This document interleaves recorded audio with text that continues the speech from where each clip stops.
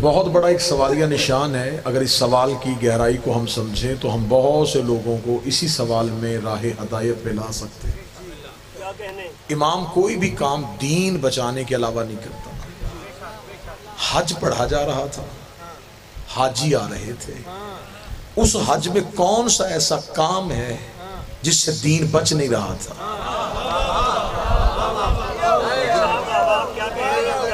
آخر وجہ کیا تھی؟ محرکات کیا ہیں؟ اسباب کیا ہیں؟ حسین جا کیوں رہے تھے؟ 28 رجب کو امام حسین مدینہ سے نکلتے ہیں. مدینہ سے مکہ کو زیادہ فاصلہ نہیں ہے. امام حسین 3 شعبان یا 2 شعبان کو مکہ میں پہنچ جاتے ہیں. شعبان کا پورا مہینہ مکہ میں رہتے ہیں, رمضان پورا مکہ میں رہتے ہیں, شوال رہتے ہیں, ذیقعد رہتے ہیں, ذی الحج کی آج کے دن تک رہتے ہیں. جبکہ امام اپنے علم امامت کے ساتھ جانتے تھے کہ انہوں نے حج نہیں پڑھنا, تو جب حج پڑھنا نہیں تھا تو پھر مکے میں رکے کیوں تھے؟ پھر وقوف کی وجہ سمجھ میں آنی چاہیے کہ وجہ کیا تھی.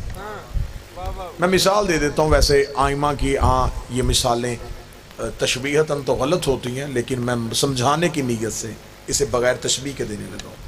میں مجلس کے لیے آ رہا ہوں, مجھے رستے میں پتہ چل جائے کہ مجلس ختم ہو چکی ہے, آخری ذاکر پڑھ چکے ہیں, ماتمداری ہو چکی ہے. میں جہاں تک پہنچا ہوں میں اس سفر کو وہیں روکوں گا اور وہاں سے واپس چلا جاؤں گا. کوئی مجھے کہے کہ چلیں ٹھیک ہے آپ جائیں تو صحیح, تو میں فوراً کہوں گا جس مقصد کے لیے جانا تھا, جب وہ مقصد ہی پورا نہیں ہو سکتا, مجلس ہی تمام ہو گئی ہے, تو میں کیوں جاؤں؟ جب مجھ جیسا کم علم بغیر مقصد کے سفر نہیں کرتا, تو آخر حضرت امام حسین علیہ السلام نے جو سفر کیا ہے, پھر مکہ میں قیام کیا ہے, پھر مسلسل حج کا انتظار کیا ہے, تو پھر حج پڑھا کیوں نہیں؟ یہاں پر ایک جو المیہ ہے میری قوم کے ساتھ کہ کچھ چیزیں غلط العام ہو جاتی ہیں, پھر انہیں صحیح کرنے کی کوئی ضرورت محسوس نہیں کرتی. ایک چیز غلط ہو جاتی ہے نا, جب سے مشہور ہو جاتی ہے, پھر کوئی بندہ اسے ٹھیک ہی نہیں کرتا, وہ کہتے بس غلط ہے تو پھر غلط ہی چلنی چاہیے. اب یہاں پر ایک غلط العام ایک چیز جو ہے وہ بیان کی جاتی ہے. امام حسین علیہ السلام نے احرام توڑ دیے. یہ لفظ حسین کے شایان شان نہیں ہے.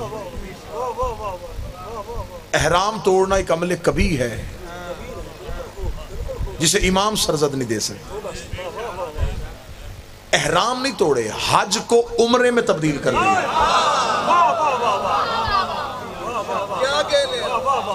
اگر ہم یہ جملہ ممبروں سے پڑھتے اور بچوں کے ذہن میں یہ جملہ بتاتے تو یہ جملہ اختیار امامت کو ثابت کر سکتا کہ امام کے پاس اتنا اختیار ہوتا ہے, وہ جب چاہے کسی بھی عمل کو حرام کر سکتا.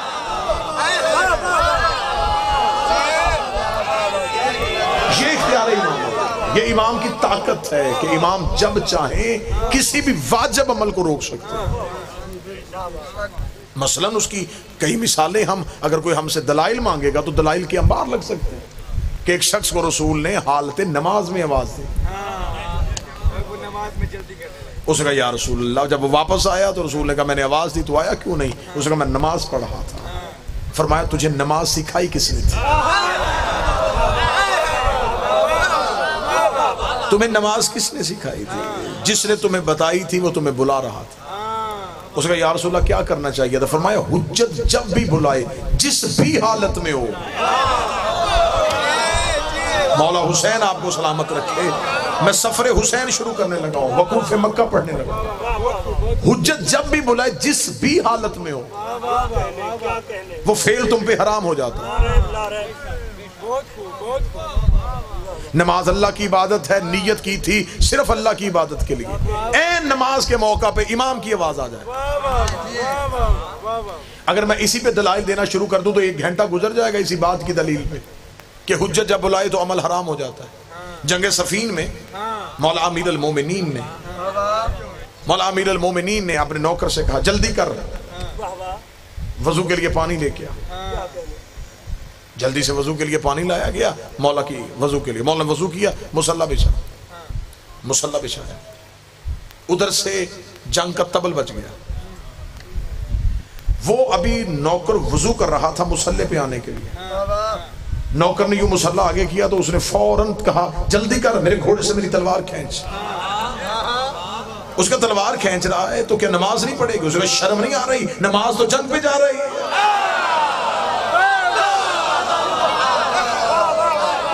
نماز تو جنگ پہ جا رہی ہے.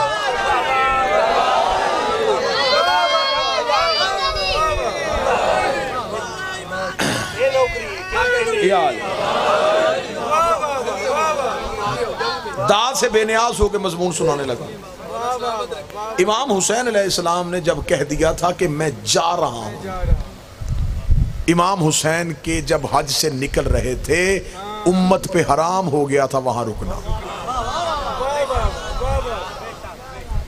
امت کا وہاں رکنا بنتا ہی نہیں تھا. اگر مکہ میں لوگ حسین کی صدا پہ لبیک کہہ دیتے اور سمجھ جاتے کہ امام کے بغیر حج نہیں ہوتا تو کربلا میں یہ صدا آنی نہیں تھی کہ جلدی قتل کرو، نماز ادا کرو. اہمیت بتا رہا ہوں.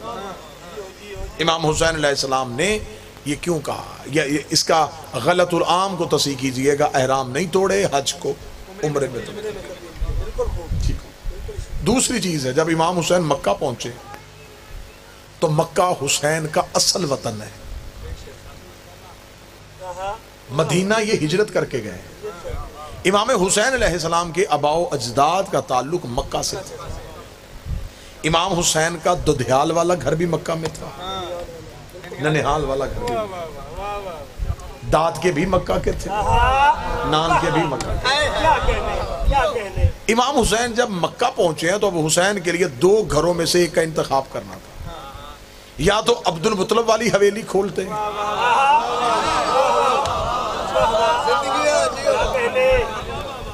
یا اپنی نانی خدیجہ کا محل کھولتے. اب دونوں میں سے حسین کا انتخاب کیا ہوا؟ امام حسین نے نانی خدیجہ کا گھر کھولا. اب حکمت امام سمجھیے گا، 5 مہینے نانی کے گھر میں بیٹھے رہے. کیونکہ اگر حسین دادے والا دروازہ کھول دے آج مورخ لکھ دیتا یہ حسین کا ددیال کی جاگیر تھی، حسین کو ورثے میں باپ کی طرف سے آئی تھی، حسین نے کھول لیا. حسین نے باپ والا ورثہ نہیں کھولا. کوئی ایک بندہ ہو جو مجھے صدر کی قیمت دے. حسین نے ماں والے ورثے کا دروازہ کھول کے فتح کے چوروں کو جواب دے دیا تھا، اگر زہرا کا حق نہ ہوتا میں ماں والا دروازہ نہ. مسلسل امام حسین مکہ میں رہے ہیں اور مسلسل خطبات امام حسین جاری کرتے رہے ہیں. آج کسی بھی مولوی کو کہو کہ وہ مجھے قرآن کی حاشیے پہ لکھ کے دے جن حاجیوں نے حسین کو چھوڑ کے حج پڑھا،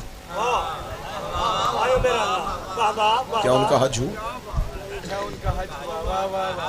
امام حسین مسلسل اس گھر میں بیٹھے رہے. امام حسین نے حج کا انتظار کیوں کیا؟ اس دور میں ذرائع ابلاغ نہیں تھے. ایک قتل کی خبر 1 سال بعد دوسرے علاقے میں پہنچی. جہاں جہاں ذرائع ابلاغ یزیدیت نے یا دشمنان آل محمد نے اپنے قبضے میں کر لیے تھے، یہ ان لوگوں کو آل محمد سے دور کرنے کے لیے جھوٹی حدیثیں اور جھوٹی روایتیں پیش کر رہے تھے. میں ایک بڑی معلوماتی مجلس آپ کو سنا، یعنی کہ اتنا ذرائع ابلاغ پہ دشمنوں کا کنٹرول ہو گیا تھا کہ امیر المومنین مسجد کوفہ میں شہید ہوتے ہیں اور دور دراز کے رہنے والے مسلمان ایک دوسرے سے سوال کرتے ہیں کہ علی مسجد میں کیا لینے کے لیے گئے تھے.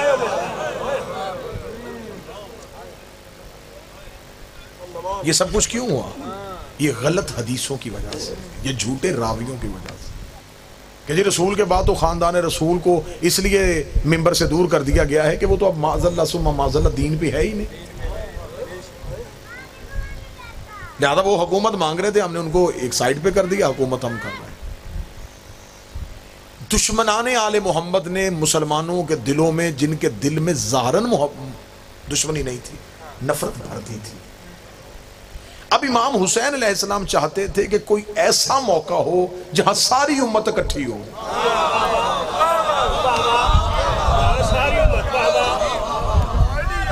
یہ موقع سوائے حج کے کوئی تھا ہی نہیں. حج میں ہر کسی نے آنا. دور دراز کے علاقوں نے، یمن، مصر، شام، ترکی، بر صغیر، جہاں جہاں مسلمان رہتے تھے انہوں نے اللہ کے گھر کی زیارت کے لیے سال بعد آنا تھا۔ حسین علیہ السلام نے سمجھا اس سے بہتر موقع نہیں ہے۔ حسین نے اس رش کا انتظار کیا کہ امت اکٹھی ہو جائے، اور حج کے دنوں میں صرف مسلمان ہی نہیں آتے تھے، غیر مسلم بھی آ جاتے تھے۔ وہ حج پڑھنے کے لیے نہیں آتے تھے، انسانوں کا سب سے بڑا اجتماع مکے میں ہوتا تھا، تو وہ تجارت کی غرض سے مکے آ جاتے تھے۔ حدود حرم میں داخل نہیں ہو سکتے تھے، کافر پہ پابندی تھی، لہٰذا وہ مکہ سے باہر بیٹھ جاتے۔ کوئی چادریں بیچ رہا ہوتا، کوئی کھجوریں بیچ رہا ہوتا، کوئی جانور بیچ رہا ہوتا، وہ سمجھتے کہ یہ تجارتی منڈی ہے، یہاں پہ ہم تجارت بھی کر سکتے ہیں۔ ٹھیک ہے، اب یہ حج والا موقع بڑا غنیمت والا موقع تھا۔ آنے شروع ہو گئے جی، کوئی ادھر سے لشکر، کوئی ادھر سے لوگ آ گئے، کوئی ادھر سے قافلے، ادھر سے قافلے، ادھر سے قافلے، قافلے اکٹھے ہو گئے۔ اللہ کے گھر کا آج والے دن طواف شروع ہو گیا۔ ادھر اللہ کے گھر کا طواف ہوا، ادھر حسین نے نانی کا دروازہ کھولا۔ حسین اس شان سے کعبہ کی جانب چلے کہ حسین کے پیچھے حسین کا اپنا لشکر تھا۔ حسین لبیک اللہم لبیک کہہ رہے تھے، اور حسین کے نوکر لبیک یا حسین کہہ رہے تھے۔ مولا حسین ہاتھوں کو سلام۔ حسین اس شان سے حدود حرم میں داخل ہوئے۔ جو ہی حدود حرم میں داخل ہوئے، ذہنوں میں نقشہ بن رہا ہے جی، تصویر ذہنوں میں لے کے آئیے گا۔ خطابت یہ لفظ نہیں ہوتے، خطابت کا کام ہوتا ہے نقش نگاری کرنا، تصویر آپ کے ذہنوں میں بنانا۔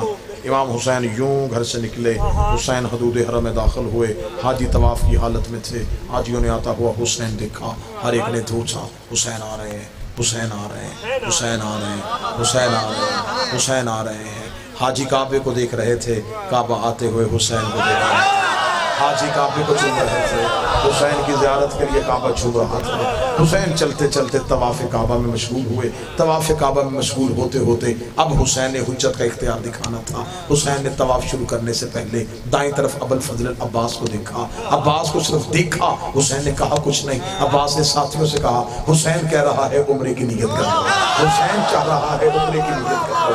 عباس حسین کے لفظوں کے پابند نہیں تھے، عباس مزاج امامت کو سمجھتے تھے، عباس حسین کے ابرو کے اشارے کو سمجھتے تھے۔ اتنا کہنا تھا، حسین کے ساتھیوں نے عمرے کی نیت کر لی۔ حسین نے طواف مکمل کیا۔ طواف مکمل کرنے کے بعد حسین طواف سے نکلے۔ طواف سے حسین کا نکلنا تھا، اب کعبہ میں ہلچل مچ گئی۔ حدود حرم میں حاجی پریشان ہو گئے، یہ حسین نے کیا کیا؟ حسین کعبہ سے کیوں جا رہے ہیں؟ حسین کیوں جا رہے ہیں؟ فرزند رسول کیوں جا رہے ہیں؟ رسول کا بیٹا کہاں جا رہا ہے؟ ایک حاجیوں کی کثیر تعداد حسین کے پیچھے چلنا شروع ہوئی۔ حسین حدود حرم سے باہر نکلے۔ حسین کے نوکر نے حسین کا گھوڑا حسین کے آگے کیا۔ حسین سواری کی پشت پہ آئے، حسین کے گھوڑے نے چلنا شروع کیا۔ پیچھے پیچھے حسین کا لشکر، پیچھے پیچھے مہاجر۔ حسین کہاں جا رہے ہیں؟ حسین کہاں جا رہے ہیں؟ حسین کہاں جا رہے ہیں؟ حسین چلتے چلتے اپنی سواری کو اس مقام پہ لے آئے جہاں پہ رسول نے پلانوں کا ممبر بنا کے علی کی ولایت کا اعلان کیا تھا۔ وہاں کے حسین نے اپنی سواری کو روک لیا۔ حسین نے سواری کو روکا، حسین پشت زین پہ آئے۔ حسین نے آ کے پیچھے مڑ کے حاجیوں کے اجتماع کی طرف دیکھا۔ حسین نے کہا میرے پیچھے کیوں آ رہے ہو؟ بیعت یزید کی ہے، حج میرے پیچھے پڑنا چاہتے ہو؟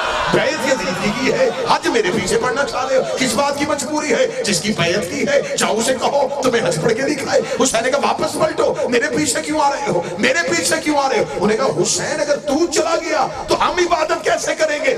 یہ جملہ حسین نے تاریخ میں لکھوانا تھا کہ جس عبادت سے ہم چلے جائیں پیچھے اللہ عبادت قبول